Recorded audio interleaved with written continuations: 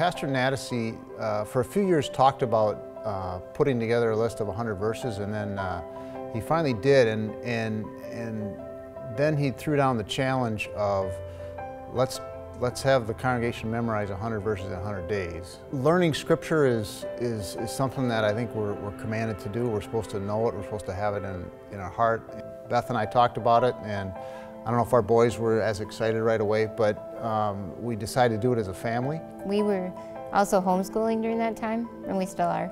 But we would memorize like all of Psalm 19 or something with that curriculum. If one of the kids had to say their verses, you know, as weeks went by, that was quite a bit of time.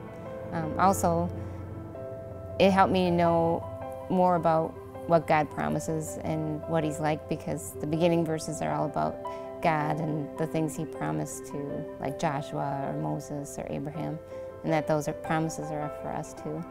Coming to the understanding that I could study Scripture or recall Scripture anywhere. And so if I was, like I said, driving, or I remember I had some medical procedures that I remember sitting in an MRI where you get a little bit claustrophobic, and the only thing that calmed me down was I just started the 100 verses, and I went through all 100 verses. I remember sitting at a garage sale with my mom trying to recite the one about about unity and how important it is for Christian brothers to get along in unity, and about precious oil running down onto the hair and then the beard and then the robe. And I remember we had been memorizing for so long, my mom got mixed up and said into the belly button, and it was it was fun. You know, we made some mistakes and we'd make each other start over. Proverbs 9:10, the fear of the Lord is the beginning of wisdom, and knowledge of the Holy One is understanding. Proverbs 3:5 and 6, to trust in the Lord with all your heart and lean not on your own understanding. In all your ways acknowledge Him, and He will make your path straight. Hebrews 11:1. Is being sure of what we hope for and certain of what we do not see. Oh, Genesis 1:1.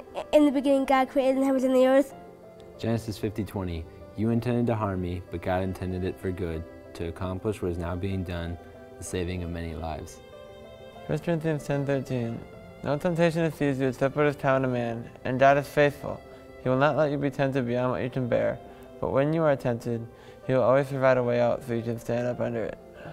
John 3:16. For God so loved the world, He gave His only begotten Son, for whoever believes in Him shall not perish but have everlasting life. We are the Heindzs family, and we are disciples of Jesus.